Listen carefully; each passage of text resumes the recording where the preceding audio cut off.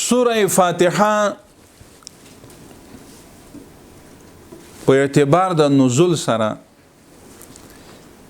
یو خلاصه به درته وایم. یو نزول دی او دویم ترتیب ده. دا مونږ تاسو چې اوس په کم ترتیب باندې تلاوت کوو په دغه ترتیب نبی کریم علیه السلام مبارک ته نازل شوی نه و. فرض مثلا اقرأ باسم ربک الذی خلق خلق الانسان من علق. دا د ټولو نه اوله سوره ده او قرآن کریم کې دا آخري سپاره کې ده. دا ترتیب نبی کریم صلی الله علیه وسلم چې کله مکه معظمه ته مبعوث شو هغه وخت کې کاغذ نه و. دا او زمانه کاغذ نه بود. بعض صحابه کرام با سنگ نوشته میکرد، همین تو ورقا پوکانو باندې لیکل کو، دا سر تختا نوشته میکردن یا استخوان بودن، دمی استخوان نوشته میکردن. نو اسلام او علم ډیر په تکلیفونو راغلی. اوس الله سونه رحم وکړه په موږ تاسو. الحمدلله خد جدید قرآن شریفونه ناسیو ارس برابر الله مونږ او تاسو ته راو رسولی. تکلیفونه بل چا برداشت کړل، دین مونږ ته ورسید. نبی علیه السلام په دور کې چا با په اډوکو باندې لیکل، چا په تختو باندې لیکل، چا د دیونو په پاڼو باندې لیکل، چا په سرمن باندې ولیکل. خو قرآن محفوظ ده. کاغذ خو تاسو تاریخ وګورئ، 180 هجری کې ایجاد د کاغذ شوی په سمرقند کې او د کاغذ ایجاد هم مسلمانانو کړی. مو اوس مسلمانان بل چاته محتاج یو کنه. دا ساعت ایجاد هم مسلمانانو کړی، هارون رشید باچا کړی، بیا فرانس باچا شالیمار باچا ته ورکړی، هغه بیا نشر اشاعت کړی. دا بحری دا جهاز دا طیاره دا بحری دا کشته د دې ایجادو مسلمانانو کړی. نوح علیه السلام. دا هوایی چې کومه دا تخت د طیاره دا سلیمان علیه السلام. حتی دا ابو داود شریف حدیث ته د سلیمان علیه السلام دا تخت د سبعینا تر غرمه پوری یو میاش چې کوم منزل ونو دا به د سبعینا تر غرمه پوری منزل کو او کابل ته هم راتله. کابل ذکر شوی د حدیث کې.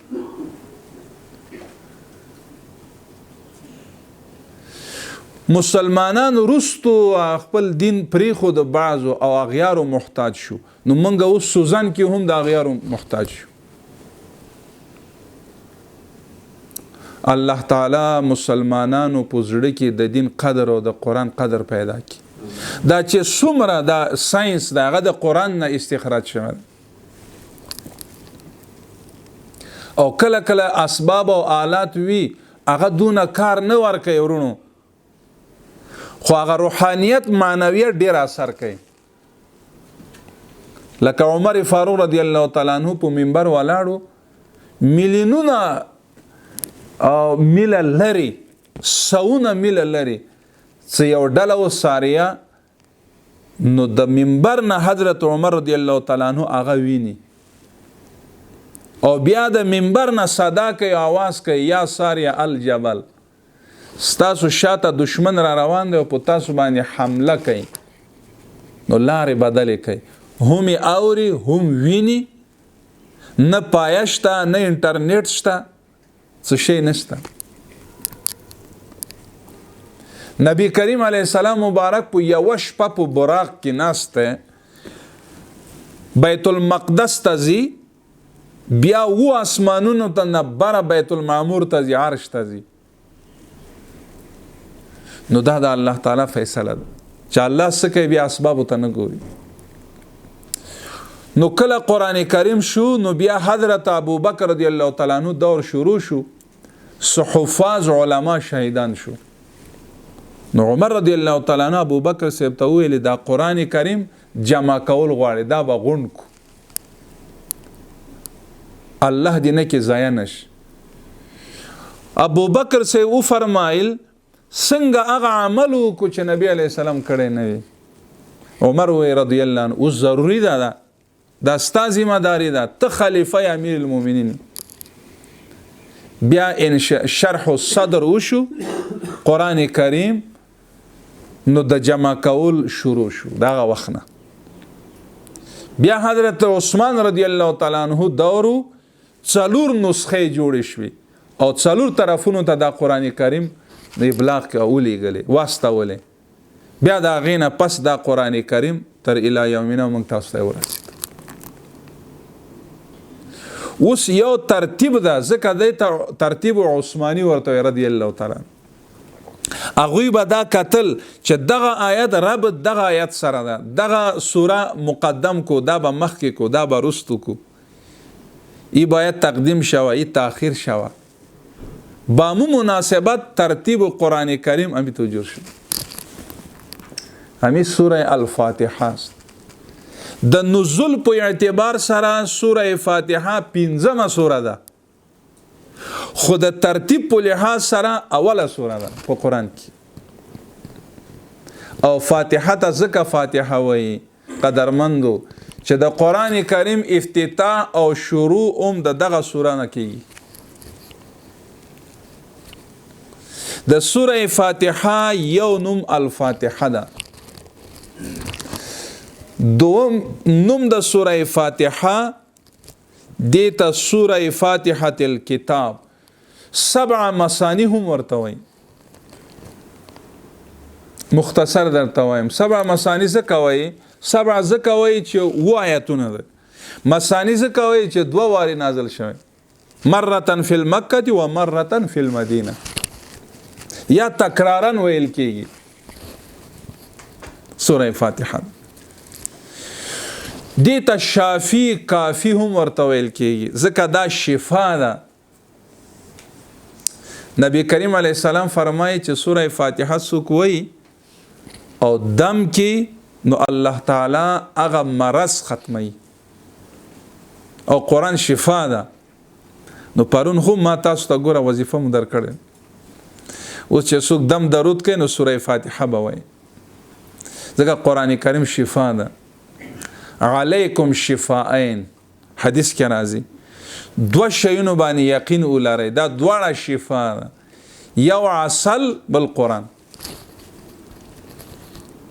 رسول الله وی صلی الله علیه وسلم مبارک.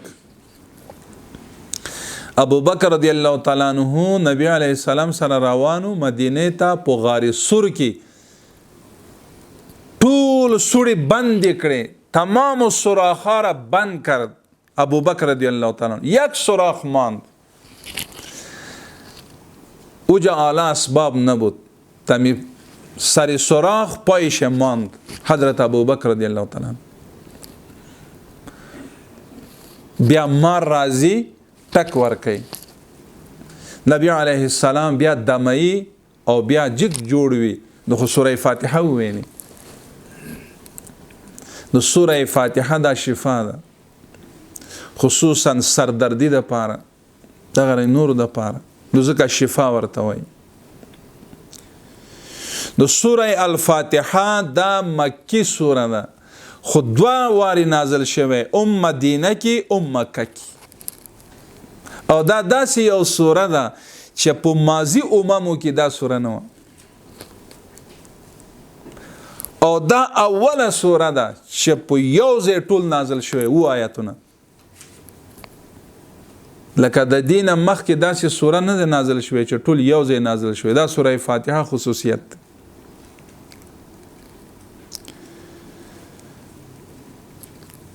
نو سوره فاتحه دویم خلاصه ما تاسو ویل، خلاصه آسان ترجمه وکړو.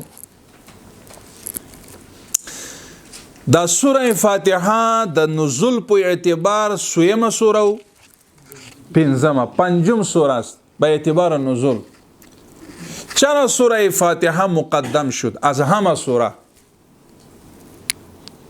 به خاطر از این که سوره فاتحه امی خلاصه تمام قرآن کریم است. در طول قرآن کریم خلاصه سوره فاتحه ده. بس ذکر ورونو قرآن کریم کې الله تعالی څلور خبرې کوي په ټول قرآن کې. اول ادا کوي چې د ټول کائناتو خالق زیم الله وي. بس او قرآن په څلور حصو تقسیم ده. اول سوره فاتحه نه تر سوره انعام، د سوره انعام نه سبا، کاف، د سوره کاف نه سوره سبا، سبا نه تر والناس څلور حصہ ده. سوره فاتحه نه انعام، د انعام نه کاف، د کاف نه سبا، سبا نه تر والناس. ټول قرآن کریم تقسیم په څلور حصو باندې ده. اوله حصہ کې د سوره فاتحه نه تر سوره انعام پورې الله دا بیانوي خلاصه لوباب دا ده چې د ټول کائنات خالق زیم. او د سوره انعام نه تر کاف پورې الله دا وایي چې د ټول کائنات رازق هم زیم.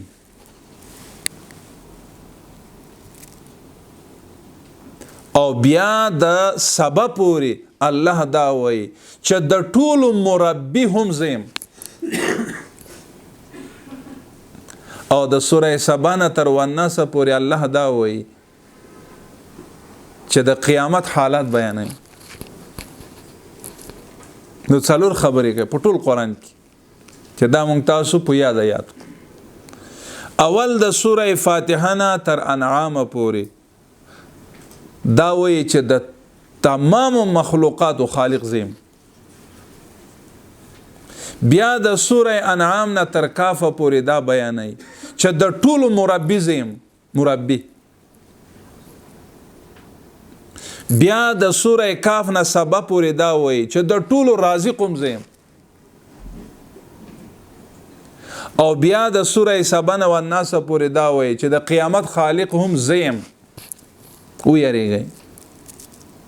نو خلاصه دا شو سوره فاتحه نه تر انعام خالقیت، د انعام نه تر کاف ربوبیت، او د دین تر سبا رازقیت، او بیا والناس پورې احوال د قیامت. پوه شوئ؟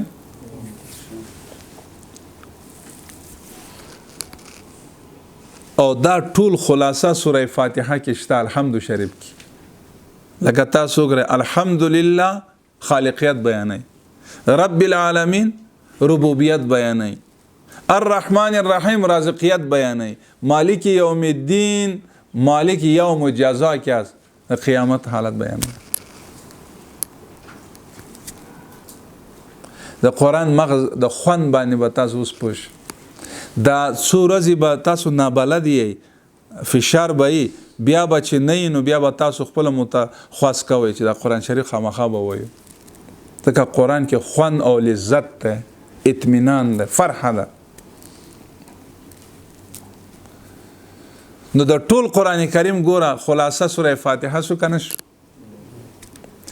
اول الحمدلله بیان و خالقیت شو. اوس په دنیا کې هر څوک چې وي د دې ټولو خالق څوک دی؟ الله. دا انسان چې پیدا کیږي د په رحم کې د مور په بچه‌دانه کې په دغه انسان کې څومره انقلابات راځي. اول اوبه شي، بیا وینه شي، بعد از خون استخوان میشه، بعد از استخوان باز گوشت جور میشه، بعد از 4 ماه ای فیلتر میشه. امیتو از یک انقلاب می از یک شکل در دویم شکل تشکیل میشه، از اونجا در سویم مرحله باز در 4م مرحله در 4 میاشونه رستو الله روح واچي. ګوره د الله فیصله او د الله قدرتونه لوی بیا الله تعالی دا فیټینګ کوي سیټینګ کوي دا قوت سامعه حواس قوت باصره عقل او لقد خلقنا الانسان فی احسن تقویم ګوره په دې ټوله دنیا کې د ټولو نه بهترین شی هغه ګل دی د ګل نه بهترین شکل صورت د انسان شکل دی چې په کتو نه مړیږي حالا شما سهل کنید چشما را الله تعالی در کدام جای امی تو با اندازه با استعداد الله با اندازه امی جای با جای کده خدا خو با امی خداوند کریم به همین هم قادر است که یک چشم سر پیشانی امی جا میماند و دوم چشم سر بازو میماند فکر میکرد خدا قادر است یو غوږ په دغه ځای زوړنده اوزانه الله په دې قادر پوزه الله تعالی په دغه په دې پاسه په دې ملا باندې دلته هم الله لګولی شو خو پروردگار عالم سونه د انسان ښکلی شکل او صورت پیدا کړی او دا دې دپاره کړی زما قدرمندو چې د الله بندګي په صحیح معنو لقد خلقنا الانسان فی احسن تقویم یو واقعه داسې ده چې یو سړی و هغه قسم وخوړ خپل زوجه ته وویلې میرمن ته وی که ته د سپوږمۍ نه ښایسته نه وي نو په 3 طلاق وي نو علماو ته ځي خلک یو نه پوښتنه کوي نو ټول ورته وایي چې به طلاقه ده سپوږمۍ ته ګوره او ستا دا میرمن ته ګوره آخر امام ابو یوسف رحمت الله تعالی علیه تعالی امام ابو یوسف نه پوښتنه وکړه چې دغه سیمه قسم هم خوړلې طلاق هم اچولې وې طلاق نه ځکه الله فرمایي لقد خلقنا الانسان فی احسن تقویم داسې نه دی ویلي لقد خلقنا القمر فی احسن تقویم د هر مخلوق نه بهترین مخلوق هغه دی انسان هم په اعتبار د جلال هم په اعتبار د جمال هم په اعتبار د حسن هم په اعتبار د اندام په هر لحاظ سره دا ټول مخلوق د انسان تابع ګرځولې ولی ځکه دا انسان د الله غلام دی من کان لله کان الله له څوک چې الله شي الله به د هغې شي او چې موږ تاسو الله ته رسو نو هغه واحد یو ذریعه ده چې قرآن کریم ده د سوره فاتحه په اعتبار د نزول 5مه سوره ده په اعتبار د ترتیب اوله سوره ده بسم الله الرحمن الرحیم ورونو دې ته تاسو وګورئ دا بسم الله 3 غاښونه لري کنه دا سین څو غاښونه لري تاسو وګورئ سولره قربان د الله د کلام نشو چې څنګه په یو کلمه په یو حرف کې څوک تغییر او تبدیل راوستی نشي او په رسم الخط کې هم نشي راوستی ولی نبی کریم علیه السلام په دور کې قریشو چې لیکل کو کتابت وکاو هغه وخت هغه چې بسم الله لیکل نو دا 3 غاښونه باندې لیکل په دغه انداز باندې چې کله بسم الله به ولیکل شو نو په دغه انداز باندې لیکل چې دا 3 غاښونه والا او 1 2 3 1 2 3 اصلي نه اوس فعلا کڅوک بسم الله باندې کا 3 غاښونه نه وي 3 غاښونه کدغه سي راسن سین اولی کی هغه قران نه ده فهمیدین چې څنګه په الفاظو محفوظ ده نو په لیکلو به محفوظي په نوشتام محفوظ ده و دویمش ببینین میم یک چشم داره نداره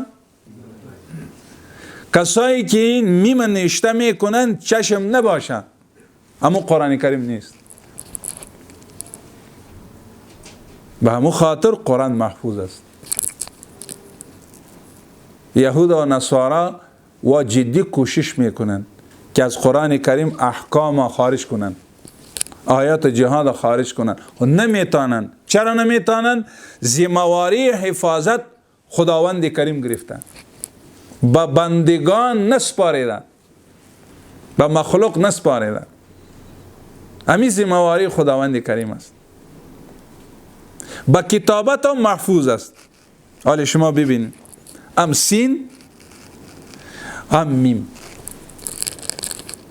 همچنان شما سهل کنین عیسی که نوشته میکنین، شما که عیسی را نوشته میکنین، بعد از سین الف نوشته میکنین. خدا قرآن کریم که شما ببینین بعد از سین به شکل یا نوشته شده.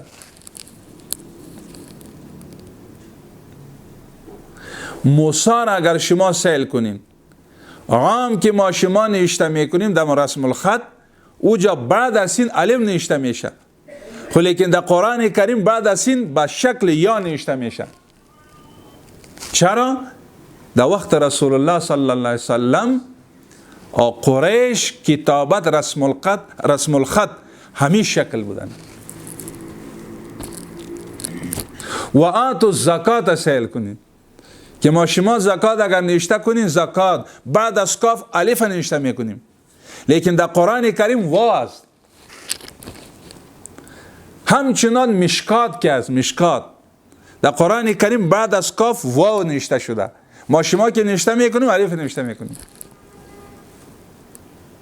تغییر و تبدیل نمیه. یک نفر میگفت که شما خو تمام روز وظیفه خور هستین، ما علم کردیم، از شما خوب میفهمیم. یک طالب از مدرسه بود و میگفت که امی کدام کتاب است؟ مشکات بود. خدا مشکات خب بعد از که وا نوشته شده نه؟ خب او را گفته که امی کدام کتاب است؟ او گفته مشکوت. خب بعد فکتیه او نو مشکوت گفته. اس مشکوت خو نه ده دی مشکات خو قرآن کریم که لیکل کیږي داسې، ولی نبی علیه السلام په دور کې داسې لیکل شوی. زمونږ ستاسو کامل دین. اوس یو دویمه خبره ده، ابراهیم. سوره بقره کې چې تاسو ابراهیم وګورئ، د ابراهیم د ه لاندې یې نشته، او د سوره بقره نه څونه چې سورتونه راواله الته د ابراهیم لاندې دوه ټکي شته، خو سوره بقره کې نشته. ولی نبی علیه السلام وخت کې داسې نوشته شوی، داسې محفوظ قرآن ده زمون. الله دې دغه قرآن زمون رفیق وګرځي، دنیا قبر آخرت، او سبب د شفاعت وګرځي. ځکه حدیث کې راځي ورونو، القرآن برهان لک او علیک. قرآن برهان او دلیل است. یا ما شما به حیث یک شفاعت سفارش به حضور خداوندی پیش میکنیم که به خاطر همین قرآن ما عمل کردیم، او خداوند کریمه به فضل خدا از عذاب خداوندی نجات نصیب کنین. اگر کسایی که عمل نکرد سر عذاب باز حجت از قرآن کریم. نو قرآن کریم رفیق الاعلی است. نو بسم الله الرحمن الرحیم. نو بسم الله سین، الله الرحمن الرحیم. شروع کو د الله په نوم. شما خو شنیدین میخوانین اسماء الحسنا 99 است یا نه؟ خو اسماء خداوندی 99 نیست، زیاد است. 99 مشهور اسماء الحسنا هستند. ولی اگر شما ببینید فعال لما یرید اسماء الحسنا نیست. رب در قرآن کریم زیاد ذکر شده. خو 99 الله یک از 99 یک اسم ذاتی است، همه اسماء اوصاف هستند دیگه. تاسو سو ګورئ ورونو، دغه الله د خدای ذات نوم ده، هیچ چا د پاره استعمالی دی نش.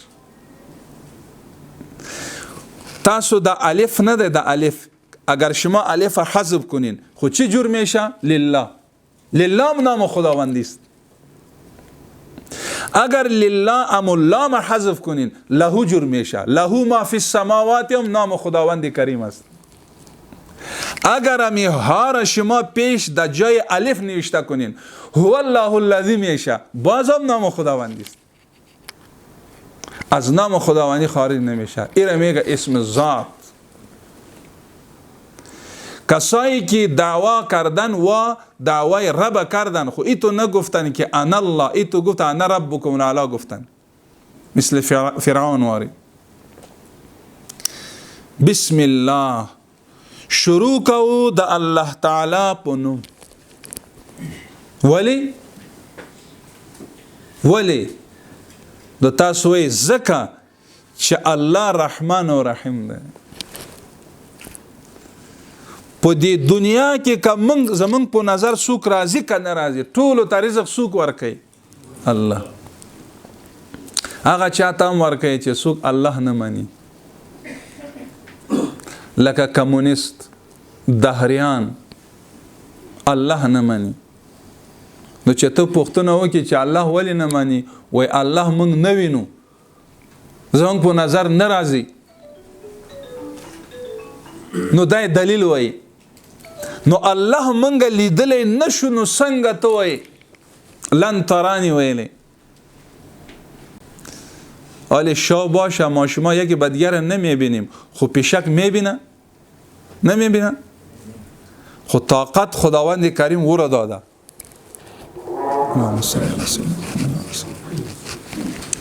اللهم بارک علی محمد.